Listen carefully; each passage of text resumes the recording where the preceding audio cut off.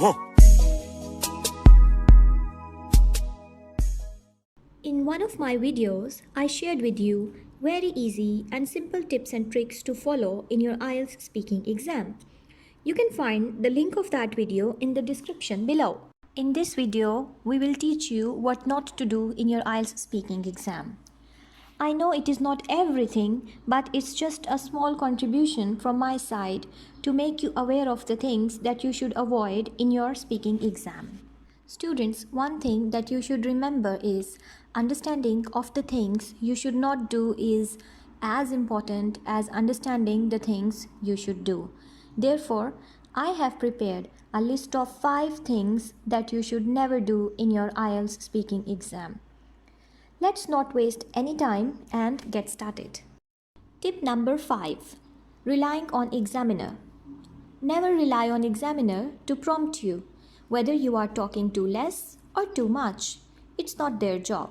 Sometimes students expect that examiners will give them a signal by nodding their head or to give them any other response to their answer. In fact, they will not do so and allow you to make mistakes without telling you anything.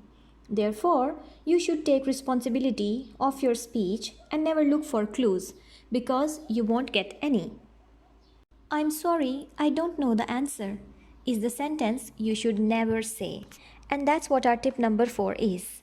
Don't stay quiet. Instead, take a pause and say something that would connect your sentence.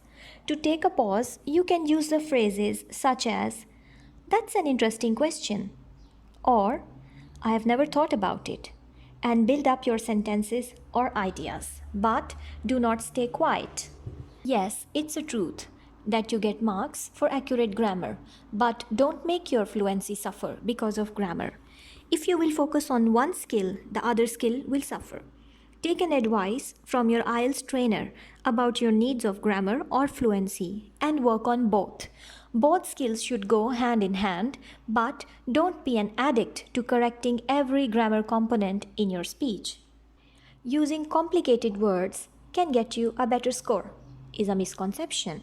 If you listen to how native speakers talk, it's the other way around.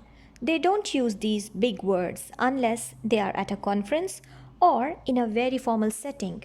You should showcase your wide range vocabulary, but don't use the words you don't understand. Because if you try to use complicated words you don't fully understand, it is very likely that you will make mistakes and lose marks, which is not good for your test. This is my last but the most important tip for today. Many students make this mistake and don't realize why they have scored less band. And the mistake is memorizing answers. Yes, memorized answers are very obvious and examiners are well trained to spot them. You will definitely lose marks and will be asked even more difficult questions. So never try to memorize the answers for your IELTS speaking exam. Remember, it's not a test of your memory, but your speaking skills. I hope you have learned something from this video, and this video has helped you understand the things you should not do in your IELTS speaking exam. Please do not forget to share your feedback in the comments section below. We would love to hear from you. We will see you in the next video.